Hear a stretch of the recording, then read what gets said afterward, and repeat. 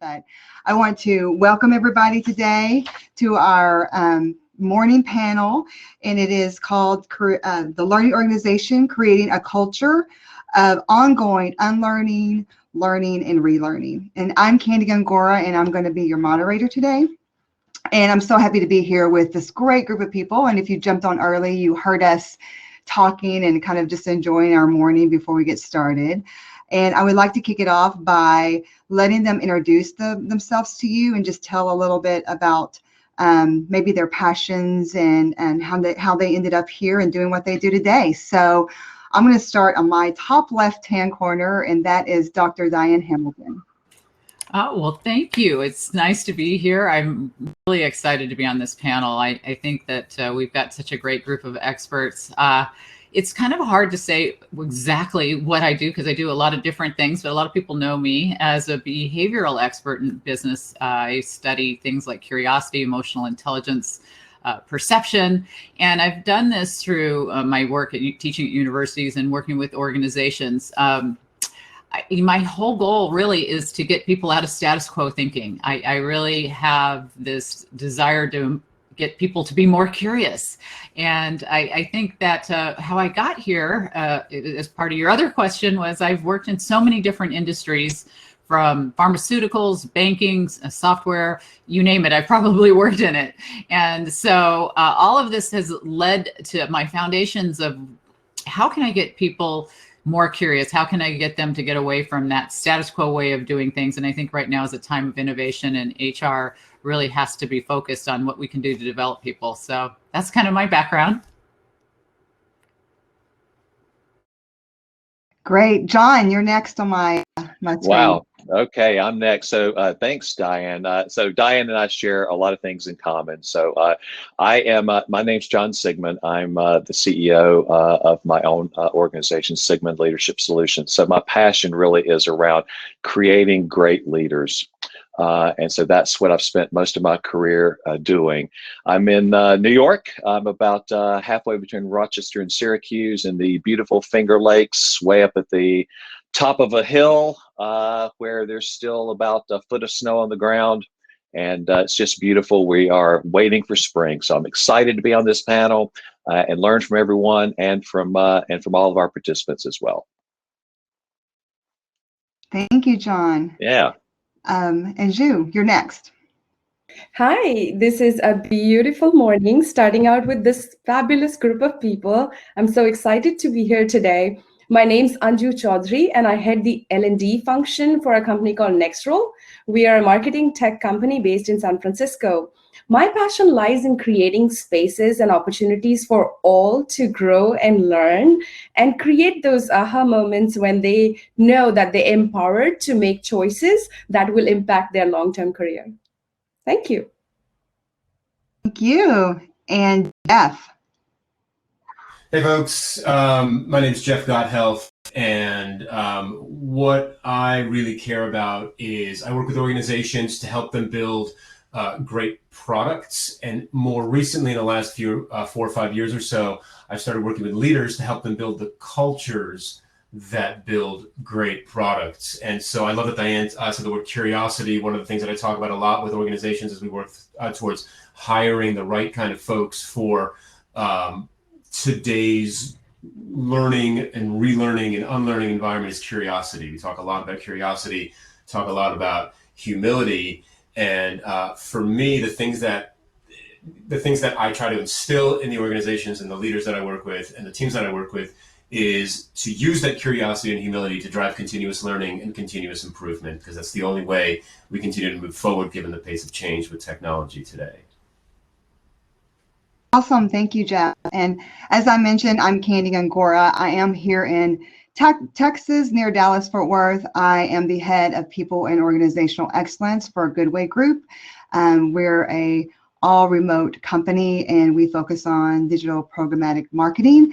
And my passion is around building and transforming organizations, and I have a focus on team health and performance, well-being, and just overall learning and really making sure that we're always kind of staying ahead and making sure our careers stay relevant. So I'm so excited to have you here. Let's just dive right in and let's talk about, what is really unlearning, learning, and relearning? What is it? Who would like to start? I'd be happy to start. I think, we hear from, Alvin Toffler, we know what we're thinking about being proactive, ready for change. I mean, I've taught courses in foresight. It's all about, not relying on what helped us in the past. And sometimes we get so focused on what worked that we don't think about what could work. Why do we do things a certain way? How else could we do it? Why aren't we doing that? I think we've been shut down sometimes to be proactive by things like fear, the voice in our heads, that the overuse or underuse of technology and just everything in our environment can have an impact. And so I think that in order to learn, unlearn, and relearn, we have to recognize the things that have shaped us to where we are right now and what we can change to move forward. And that's all, involves foresight and proactive thinking, and of course, curiosity. And for everybody online, I can read the Alvin Toffler's quote if they're not familiar. The illiterate of 21st century are not those who cannot read or write, but those who cannot learn, unlearn, and relearn, which is so true for companies where we work today, especially in the tech, when the skills that were relevant for last decade aren't going to be relevant in possibly next 3 months, who knows? So in that situation, what we know might block us from learning what you need to learn. The spark of innovation is really high in the lower end of the S curve or the learning curve, but it stops us when we know so much because our brain's wired to tell us the rest of the story or fill in the blank for stuff that we're familiar with, maybe a little bit. So anytime when you see possibly color blue with the word sky, and then sky is blue, and it just fills in it for you. But it was the sky was blue yesterday, and it's not anymore. And who knows what it is? But the brain's wired, and when it's wired, it stops you from getting or catching new information. So that's the part which is very difficult. And like Dr. Diane mentioned, curiosity and humility plays a very big part in that. Yeah, so let me just kind of build on that a little bit, because all of that I really like a lot. And so, individually, I think, what helps people unlearn is clearly what Diane mentioned, and that is, this curiosity. And organizations have, there are ways organizations can foster a curiosity and tolerance for failure and create environments of psychological safety. Sort of on the individual level, one of the things that occurred to me a number of years ago, actually, I was at a conference with a bunch of other HR people, and it just suddenly occurred to me that all we're doing is talking to each other. It's just this big echo chamber. And so if I want to learn something else or unlearn, perhaps what I have already been indoctrinated with in the HR space, maybe I need to go to a conference that has a bunch of social anthropologists or some other discipline, right, to change my location. So those are some techniques I think that individuals can use to kind of help unlearn and relearn and be more agile in their learning environment. It's interesting, the organizations that I work with are primarily larger organizations. And when I join them, they say things like, why do we need to learn anymore?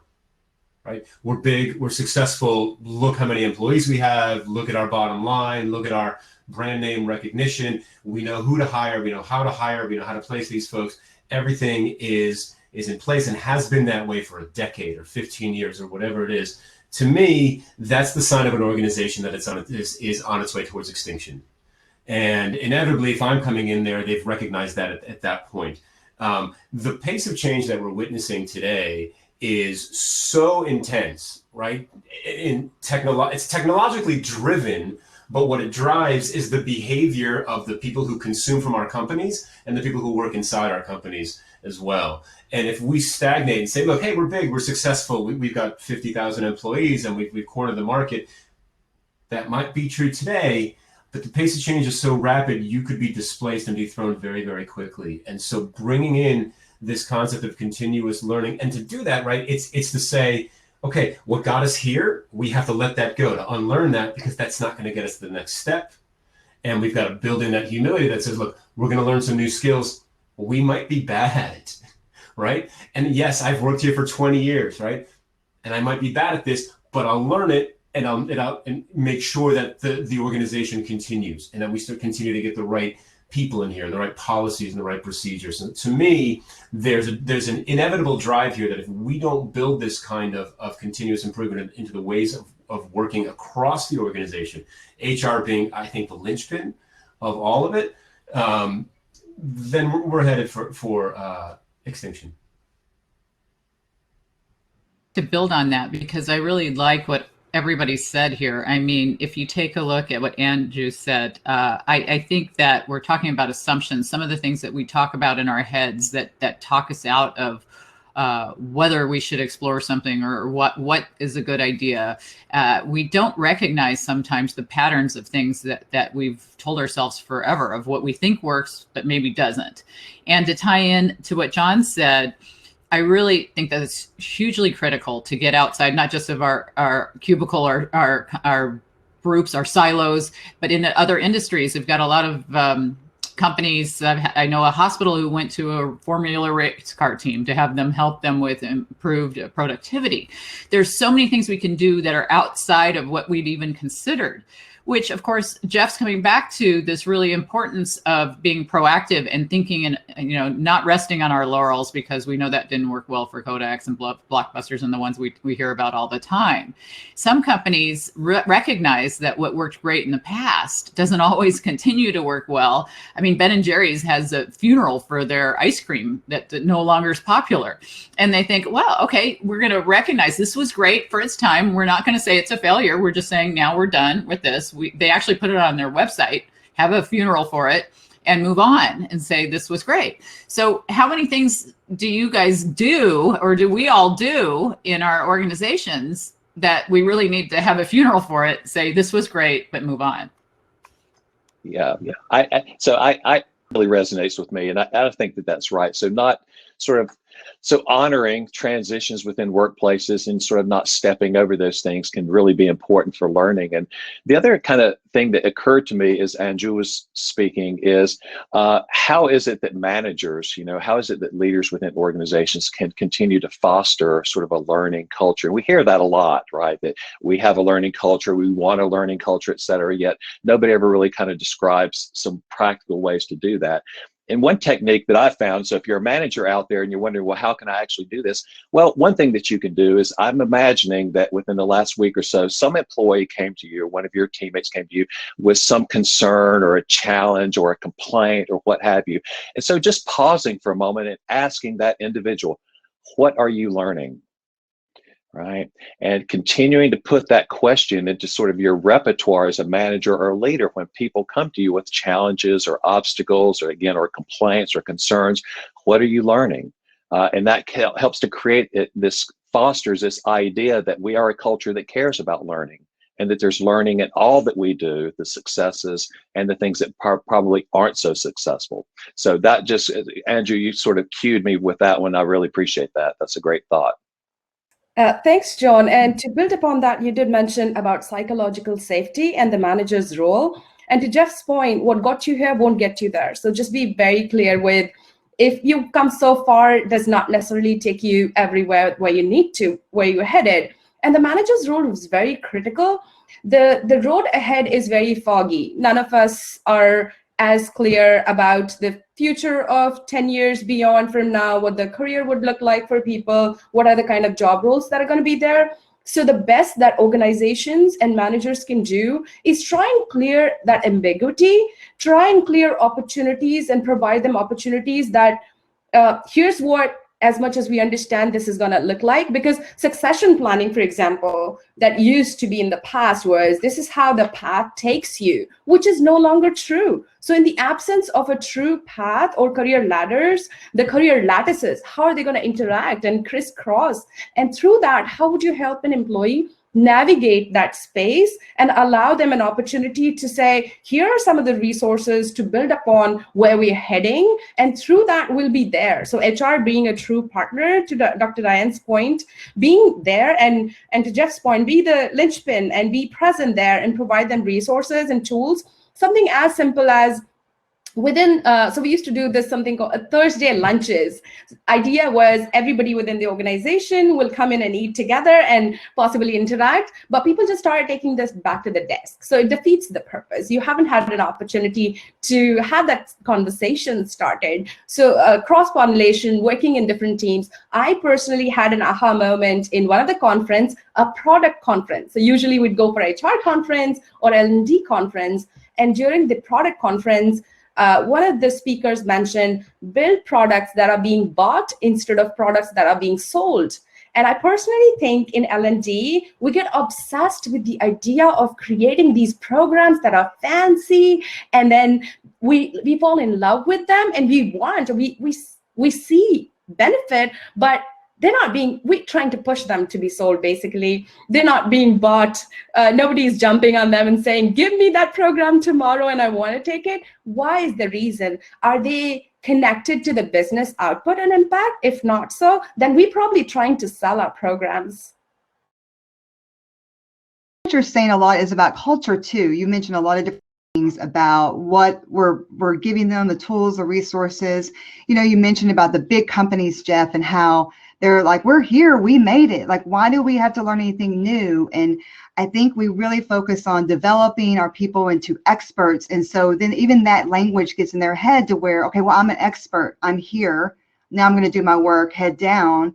And I think there's something to be said about the cultures we create and what we do, and even what's in the DNA. You know, I know for us, we're a 90-year company, and we've had to reinvent ourselves over and over and over again to be relevant, from starting at, you know, print to digital to programmatic digital, and now we're changing again. And I think we need to look at how do we, you know, you mentioned as leaders, there's things that we can do as leaders, but even going deeper, what do we do for our culture? How do we embed that in there and make that part of our DNA, where we're not just a learning culture, maybe we're a culture of unlearning? What's your thoughts about that? To start, I guess, you know, with culture, you know, just to tie into what John said, I've worked with a lot of organizations to develop and foster learning. They've created these cultural changes in how they focus on how can we build this desire to learn, this desire to become more creative and innovative, and all the things that we want in our culture. And a couple of companies I'm thinking of that I've worked with have created programs. Maybe they have 100 hours of learning that they pay for, or they ask, you know, for employees, if you want to learn these things, we'll pay for it, we'll sponsor these things, and because we want our culture to embrace this getting out of status quo thinking kind of behaviors. And I think, you know, talking about providing these resources, it's just, you know, we have to make the culture has to come from above. We know that, right? And so we need leaders to not only ask for these changes, but to embrace them and do the same in their behaviors. And I know I've talked to top people from Harvard and different experts in this area, and we know that leaders think that they're requesting that employees act a certain way, but maybe they say they embrace curiosity or other important things, but only about half of the employees will agree that they're doing this. So it's about modeling the culture that we want for our employees. And as HR professionals, you're this mediator in the middle of making sure leaders are saying what they're saying, and that people are following what your message is. And so it's a very complex situation, and sometimes it requires very open dialogue between people, and you have to bridge that gap. Because there's two things I want to connect here. So Anju, in the last conversation, the previous conversation we just finished, she was talking about, hey, don't get obsessed with the thing that you are deploying, whether it's a new learning management system or a new program or a new policy or an initiative. And then this question here about, okay, then how do we start to actually change the culture? that allows us to not fall in love with the solution, but actually look back to drive the continuous learning and unlearning that we're looking for in the folks that we employ in our organization. There is, I believe, one fundamental shift that organizations need to make culturally to start to drive a culture of learning, unlearning, relearning, etc. And it's a shift away from outputs towards outcomes. Now, the fundamental difference here is that outputs are the things that we make. So whether you make a product or a service, or you make a policy or an initiative or etc., it doesn't matter where you work inside the organization, the thing that you create at work, the way that you deliver value to the organization, is the output that you make. And we tend to fall in love with that because that's how we get rewarded, right? Hey, did you deploy the new learning management system? Yeah, I did. Right on. Did anybody use it? I don't know, right? That's not what you're paying me to do, right? You're paying me to ship the system. When we shift that to outcomes being measurable changes in the behaviors of the people that we are building products and services for, then the learning comes in by default, right? So instead of me saying, hey, deploy the learning management system, I'm saying, listen, we need to upskill all of our software engineers on this new technology by the end of the year. Right? And so we check in quarterly and we say, hey, how's that going? Well, we've got 12% of those folks upskilled. Great. What are we doing to get it to 25 or 50? Well, here are some ideas that we're trying. Some of them have worked and some of them haven't worked. Right? And what's nice about this is that the ideas that don't work, we can discard more quickly. So we talked a few minutes ago about letting go of ideas that don't work. The best way that I found to make it safe, psychologically safe, career safe, to let go of ideas that don't work is to not make the deployment of the idea the measure of success, right? It's the behavior change that we want to see in our staff, the outcome, that becomes the measure of success. And when you don't tell somebody what to do, right? You don't say, listen, I need you to go deploy the system. What I need you to do is to change the behavior of these 10 teams. They have to go experiment and learn to find the best combination of program and policy and initiative and technology to achieve that. Inevitably, they're going to be wrong about some of those things, which will teach them that humility. It will teach them that curiosity, and it will teach them that it's safe to throw a couple things away, as long as you're learning from those things and then improving the outcome subsequently quarter over quarter. That's great. You had a question here from Taylor. It says, what are some metrics you recommend for measuring tangible behavioral outcomes, and how would you go about measuring those? Yeah, so I think generally speaking, when it comes to behavior, everything is measurable. Sometimes they might be qualitative measures. So if you're looking for statistical significance on everything, you're not going to get it.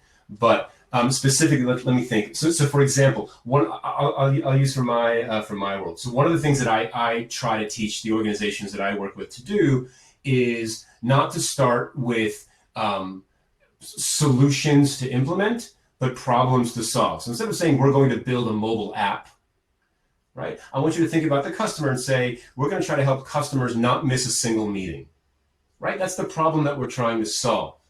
Now, the behavior change that I might want to see in my teams is that 50% of every new project that gets started by product teams starts with a problem rather than a solution. To me, that's a change in behavior. That's an outcome, and that's something that you can actually measure. You can go back to the team and say, what was the charter for this project? Was it a problem or a solution? And we can measure that and see how we're doing and then why it's happening or why it's not happening, and then adjust our policies, our programs, our incentives, et cetera, to get folks to try to, again, change the way that they're working at the office. Yeah, one thing I just wanted to echo with what Jeff was just mentioning, just to highlight the quantitative versus qualitative sorts of data. And there has been a trend, I guess, in the last 5 or 6 years or so. You know, everybody wants data and everybody wants hard number data. And I think that there has been sort of an unintended consequence of that, of sort of poo-pooing or discarding qualitative data. And my experience has been that the qualitative data, if done correctly and done well, can be every bit as revealing, and in some instances more so revealing than the hard numbers. So I just want to kind of point that out, that I felt feel like that's an important thing that people need to kind of get their head around. I'd like to add, if for those who really want quantitative data, I've worked with organizations who've done their own research to get kind of the information that they want to do to find. And they have students that are within their organization are going to get their degrees or whatever they're heading towards, and they align their research around what they're doing in the company. And that can give them a lot of data that they hadn't ever considered. And I think some of this is internal information that just takes simple questions, simple surveys, and following up on it to get prior start data, and then implement a few different ways of changing how we do things, and then getting more data. So for those who do want the quantitative data, there are ways to get it. To add to that point, we've experienced survey fatigue amongst employees, and that's a real thing. We survey for everything: pre-training, post-training, training needs analysis, leaders, what are they asking for, employees, what do they want? But at the same time, other parts of HR are also doing surveys. You want to know, how's diversity and inclusion doing? What's the pulse? How are the managers performing? So be aware of the surveys too. One of the ways that we're trying to implement new ways of getting feedback is, once you finish your Uber ride, there's a quickly 5-star, you give a star rating. It's so quick and easy and immediate, and you don't have to wait 5 days. You don't have 5-page lengthy survey to finish if you enjoyed your Uber ride home, which is fabulous, I think. So thinking of using technology to get data as soon as possible, immediately, just when the person has experienced, would be a good way. Another point that I wanted to make is, to Jeff's point when he said rewarding for deploying systems, and that's the culture which is currently present. So as an L&D leader, I feel pressured to, what new programs am I getting? What new processes am I setting up? What new tech solutions am I getting up? And that sort of blocks this culture of being innovative and trying and looking and falling in love with the problem.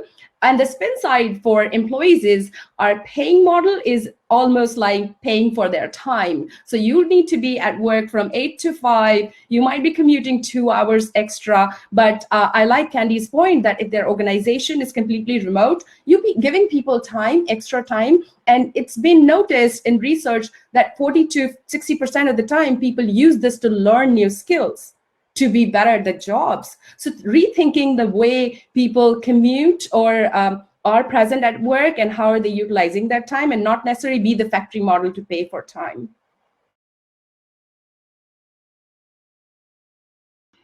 Very good point. And I have a question. I saw it on the chat earlier too, but I feel like a lot of organizations deal with this where maybe the leaders see it. They see what's coming. They understand the rate of change.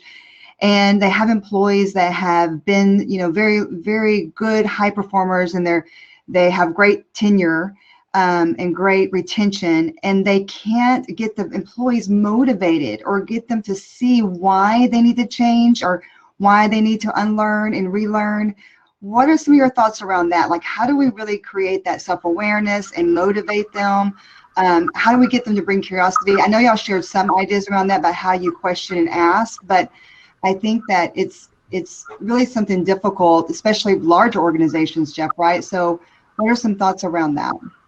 I found it to be really difficult, because here's the way that, the anecdotal experience that I have is this. You've got folks who have worked inside an organization for 15, 20, or 25 years. They've done everything by the book. They've done it right. They've done it well. They've climbed the ladder, and they've got their eye on that corner office and that job title and that thing. And now you're saying, listen, I'm moving the goalposts, right? Sorry, you did everything.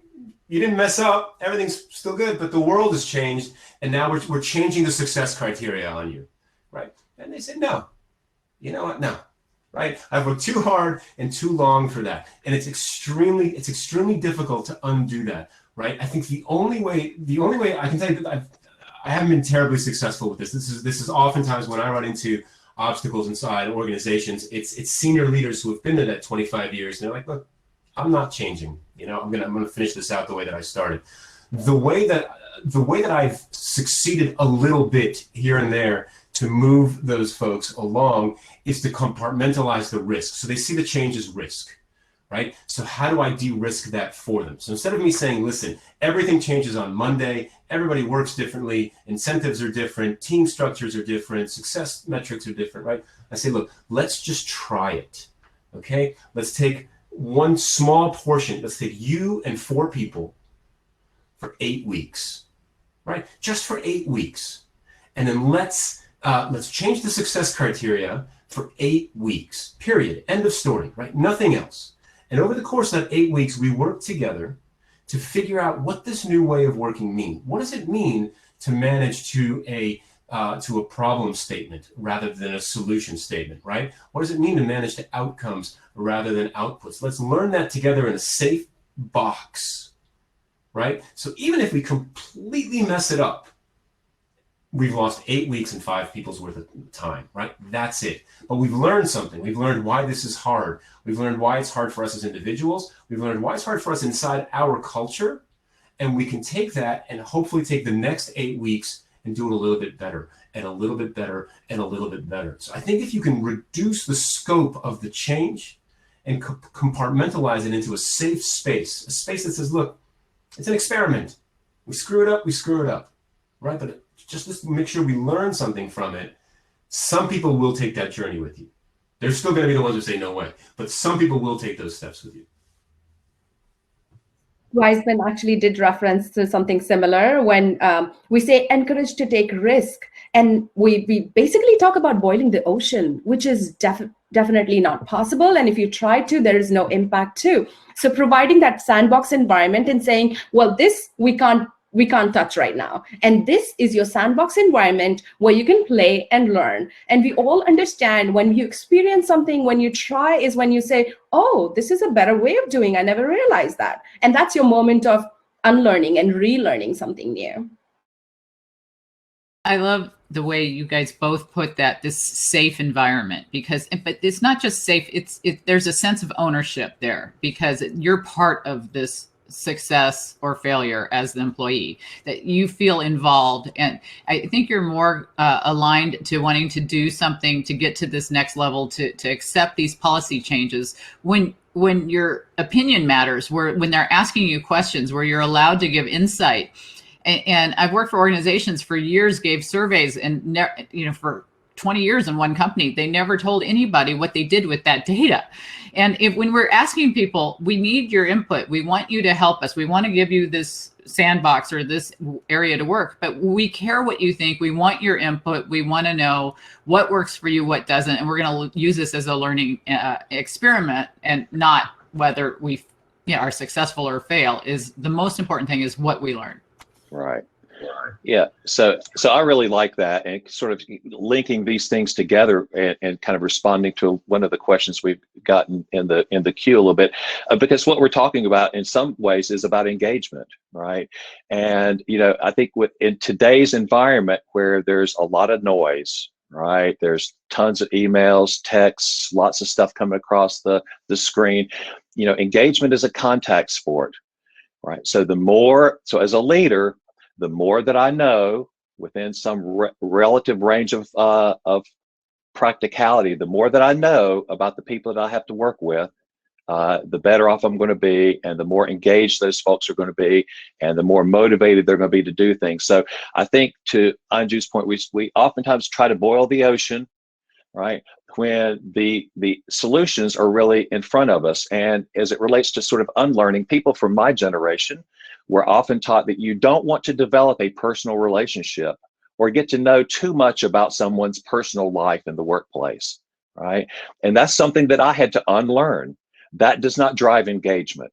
Distance, right, from your leader doesn't drive engagement and doesn't drive motivation. Closeness does. Right. And that creates all of the things we're talking about, the psychological safety. It helps you understand how other people experience you, and you can drive them to learn, unlearn, and relearn. Beautiful, beautiful.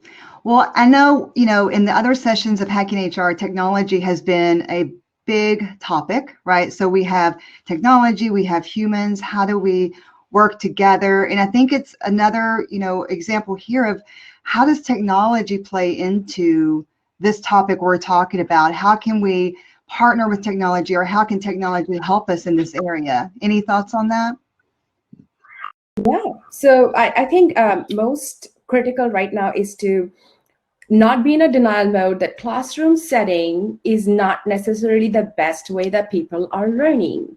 The best way right now is possibly social interactions, not necessarily physical. So we use Slack, and people have peer-to-peer learning groups. And to John's point, be very inclusive of the tech solutions that you're providing. So do not exclude people. We've noticed in the past that games are made where we've not considered people. If they have color blindness, how will they follow those games? So same way, when you're thinking of technology solutions, be inclusive. Readiness for the organization to accept. You could think of a VR game right now for a MarTech company, but it doesn't make sense. It probably makes sense for airlines industry because they don't have without simulations, they can't create the natural environment. It's very difficult. So think of solutions, one, cost feasible, are inclusive, and everybody gets to experience them in their work life. They don't have to go out of their work to make space for them. So to me, that rings true, right? And so I'm a big sort of supporter of learning campaigns. And, we know, and I think the data has been fairly consistent about this, that about 70% of learning happens on the job, right? And so the idea of moving that learning closer to the work, I think, can be an important consideration. So if you think about I think about my own experience. So if I'm on a social media platform, a lot of times I'll get some cue, right? So would you like to learn about our new collaboration tool? Right? Sure. So I'll click on that and I'll get an infographic about this new collaboration tool. And if I want to learn more, I can keep going all the way up to and including, going to a live program. So it's sort of like a click funnel. Right. And just imagine something like that in your learning management system that's sort of driven by this machine learning, right? Somebody wants to learn about collaboration and they get an infographic sent to them. They can continue that journey, right, as far as they want to take it within, or they may stop it somewhere along the line. So that's a way that we can use technology to move the learning closer to the learner and more personalize it for their unique needs in the workplace. I'd like to just take it in another direction as well, because a lot of what I found in my research about technology was it can keep people from being curious. And I really had not considered that might be one of the factors, because people either over or underutilize technology often. And they often feel behind in the workplace. They get frustrated. They haven't learned what they feel like they need to learn, or you just bought this product that we finally just learned it. Now we got an upgrade. We have to learn that. And there's all this frustration. And I mean, we've seen Simon Sinek, talk about, you leave your cell phones out of the meetings and there's all the technology that can influence all this interactions and all these things. But when we're talking about learning, we've got younger people in the workplace now who are used to gaming and different kinds of tech and play. And I think that we can incorporate what we want people to learn in fun ways. I remember in sales, we played Jeopardy to learn the products, and that was one of the most effective things. And the way we can use some of this technology are in playful ways. And nobody does a better job at that than HR people. They're just so creative and they make things so much fun. But I think we have to not rely on technology sometimes. I think, we've all asked our Echo device or Siri to answer every single thing, and we don't know the foundation. So I think sometimes we have to have low tech days where we learn foundational things, and high tech days where we get people up to speed so that we can utilize technology to its fullest advantage. I think in many ways, the promise of tech is, whereas, it is the great equalizer, kind of the broad public, perhaps that has not been exactly the outcome that we were seeing these days, but in-house, perhaps, I think there's a real opportunity to leverage technology to kind of level the playing field across an organization, especially large organizations. So I've got tons of thoughts on this. I'll just share a few thoughts as as they were coming to me. So first and foremost, using technology to elevate in-house experts, right? If you're an organization, you're going to have those rock stars. There's people who are thinking a little bit harder, working a little bit harder, innovating a little bit harder, pushing the envelope, engaging with communities beyond the organization, within the organization. The tech inside the organization makes it easy to elevate those folks and share that work with them, right? Share that work across an organization, whether it's through a tool like we're using right now, where somebody can say, hey, listen, last week I met with 50 different customers. Here's what I learned. Let me share that with you. There's a real opportunity there. Building communities of practice, again, across the organization. So we want to share learning across an organization that has multiple locations, especially a multinational. The technology allows us to build those communities of practice across the organization, regardless of where they are and what time zones. We've heard of tools like Slack and Zoom and wikis and whatever else to do that. Instant sharing, right? Hey, I saw something really cool. I know that the group back at work would want to know would be better for this. Snap a photo, drop it onto our Wikipedia page. And look, the other interesting thing here, and this is something that I've learned over the years, again, doing a lot of this type of work of remote work, is the technology allows us to create engagement across an organization if we use it to optimize the entire experience for remote. So we've got all the tools, right? We've got the video conferencing and the virtual whiteboards and the shared drives and all of those systems. By using those systems, it allows us to create environments for learning and for knowledge sharing, probably more importantly, that are optimized for remote. So if 4 of us are in the office and 2 of us are remote, the 2 remote folks are going to suffer in that particular situation. But if we've got the technology set up where it says basically, look, because we're a largely distributed company, or we've got folks who participate in these meetings or in these knowledge sharing sessions that are distributed, then everyone's remote. Even if 4 of you are in the same building, it levels the playing field again and creates the kind of environment that allows me to learn it with the same benefits and drawbacks of the technology that everybody else has. And that builds that camaraderie and that fairness in the organization as well.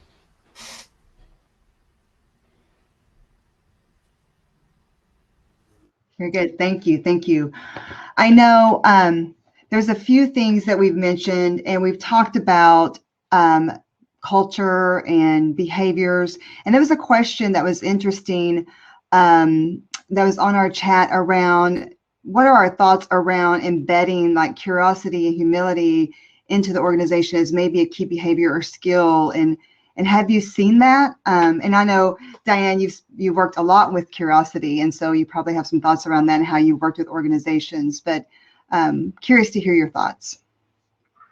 Well, I'm working with a couple organizations right now who do a lot of really great things. The leaders to support this sense of curiosity, whether they have hashtags set up that everybody can share on Twitter of private information of this is what I find is interesting to me, or whether, like I mentioned before, they have 100 hours that they want to learn. Some of them are doing TEDx in-house kind of training sessions to get their employees to get up on stage and share what they learn. You want to learn something, teach it or share it in a speech, right? So they're promoting this culture that values curiosity in so many ways. And the leaders are walking the walk by, they have giant whiteboards in their buildings of what am I curious about this week? And they write down, you could see the leader going through and writing down things he's curious about or she's curious about. And I think that if we're modeling a lot of this stuff, it's really important to look at, what works and to know what employees really want. I've done videos for companies where they have little 5-minute bites of content that they share in their intranets and different things that they set up for training materials, because a lot of people like to get content in 5-minute bites. And I know that really large organizations have done some of the most amazing little clips of content about curiosity. I know I've done part of it where they ask me some questions, but then they'd bring in a lot of these employees within the company to showcase, this is what I did that showed how I overcame some issues and was super curious, and this led to this result. And I think sharing employees' success stories can be really hugely impactful. Yeah, this is wonderful, Dr. Diane. And to pick up from your modeling curiosity and modeling continuous learning, and it comes top down, then it's so much more effective. We've seen creating programs where people would say, if it is so important, then why the leadership is not here? If this initiative is so important. So we've seen leaders sharing their failure stories is always very effective. That shows humility, and that shows that they're ready to accept that they need to unlearn and relearn things that I don't know. So this is a practice that a lot of people do, that I should know something today, but I don't know. And it's okay to accept that you don't need to know everything. Sharing what they're learning. So from some of my colleagues I've heard in Microsoft, they do have these sessions where Satya would actually come in and share what he's learning and share that continuous learning. Mark Zuckerberg does that very well. He would share that this year I'm going to meet 2 new people every day, which is not relevant to my field necessarily or I have a connection with, or this year I'm going to learn a new language. So modeling that behavior is very impactful when people see you walk the talk.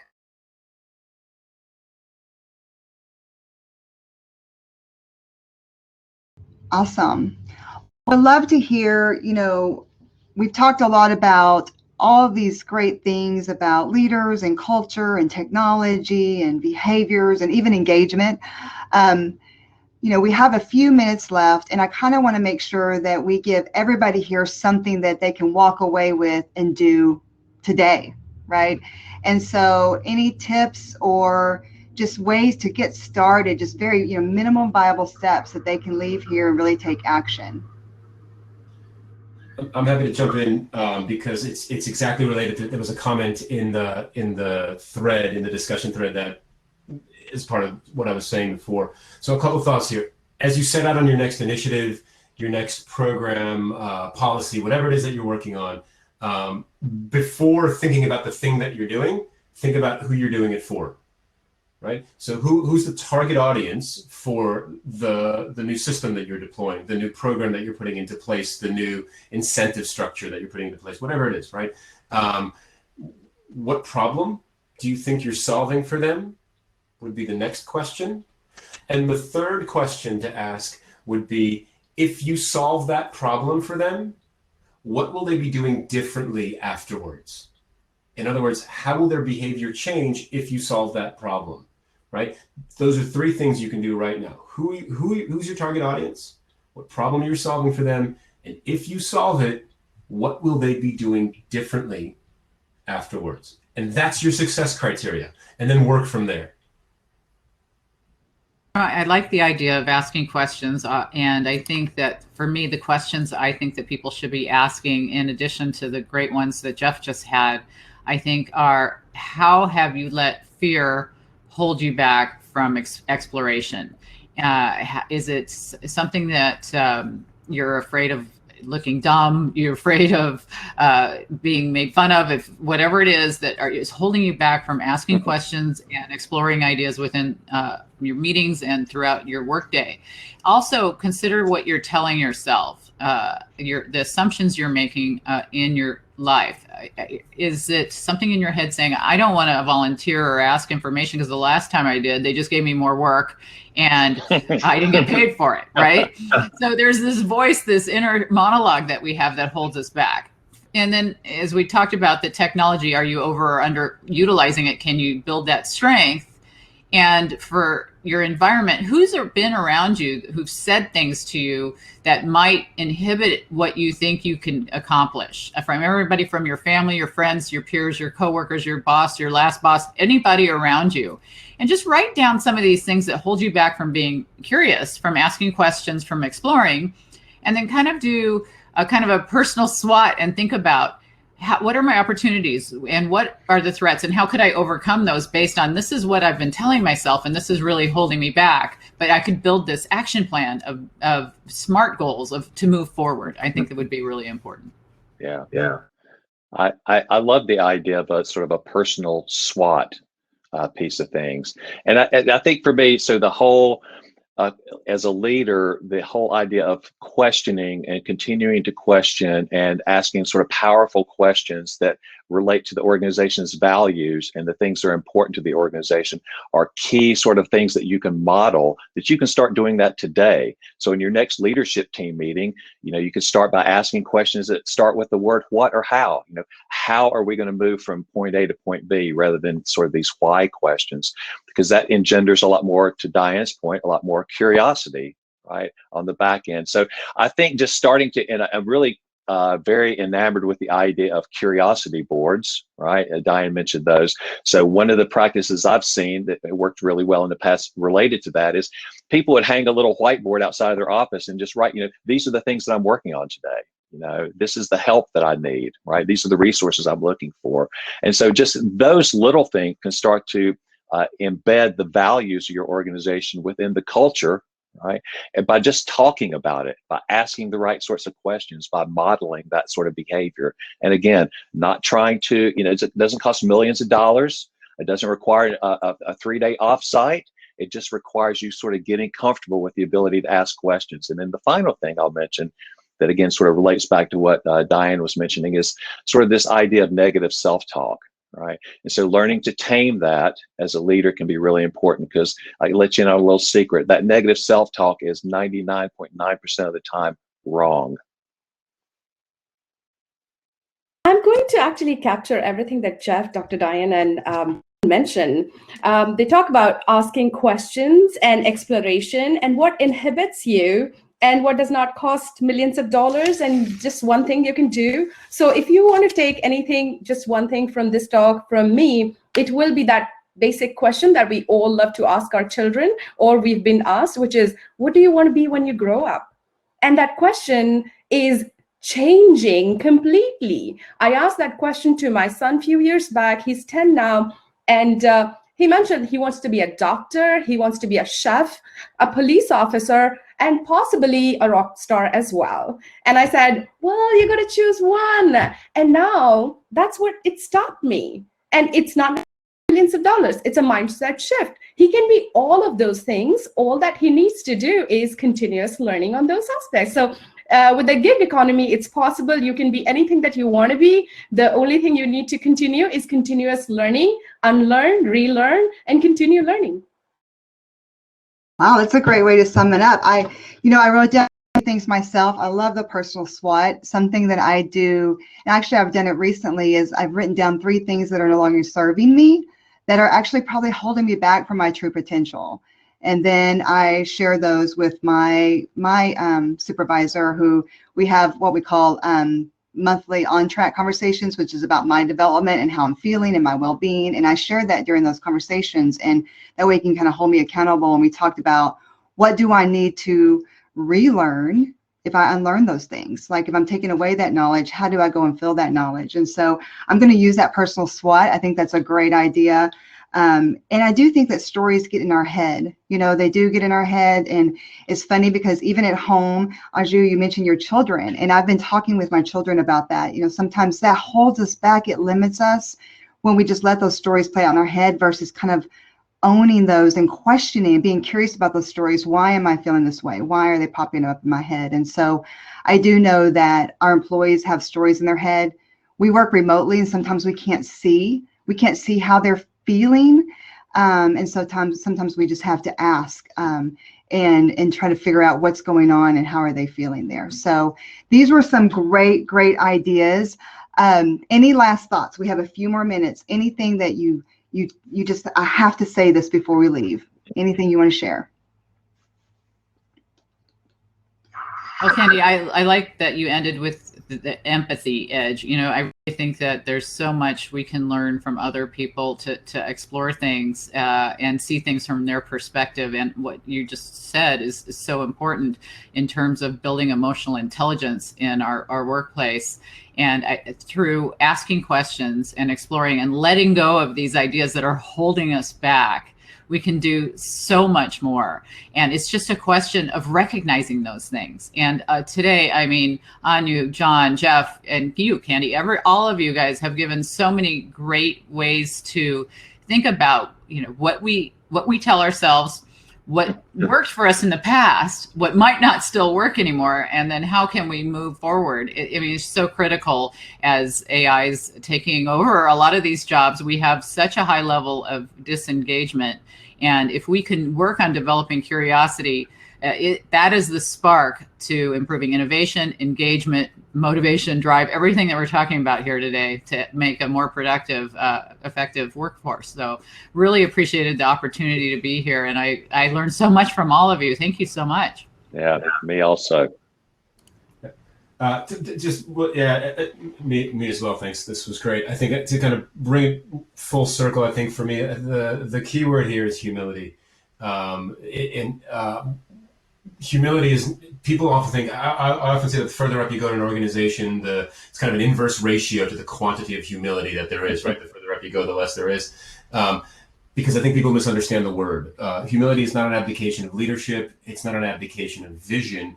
It's simply being able to change, being willing to change your mind in the face of contradictory evidence. There's a woman I learned a lot from years ago named Janice Frazier in California. And the phrase I learned from her was strong opinions loosely held. And I think that if we can embody that in our culture, it just means I have a really good idea about this.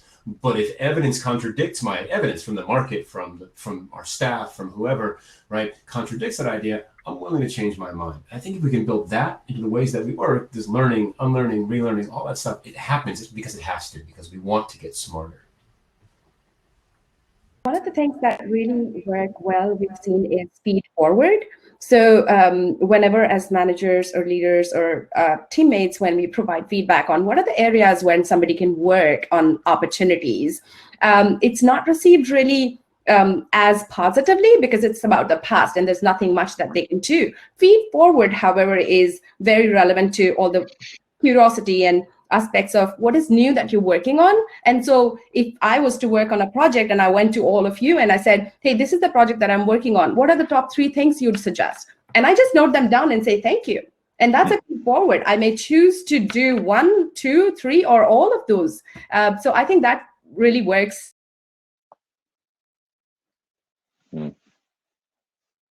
Awesome. Well, thank you. I have been blessed to be with you guys today. This has been a great panel. You guys are awesome.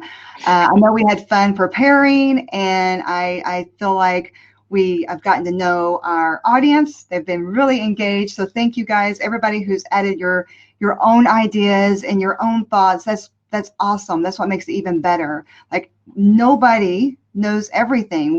Like Diane said, we've all learned today. And I think that's the beauty of it, right? Like, there's been things that I've unlearned today while I'm sitting here, and now I'm going to go out and relearn some more. And I will leave you with this quote. And I know, Anju, you shared a wonderful quote, which I love that quote, right? Here's another one. To attain knowledge, add things every day. To attain wisdom, remove things every day. So I encourage everybody on this call, go out today, think about all the things you learned, write down 1 to 3 things that you can do now, and just get started. So have a great week. I appreciate everybody and their engagement here today. Thank you so much for joining us. Thanks, Bye. Kandi.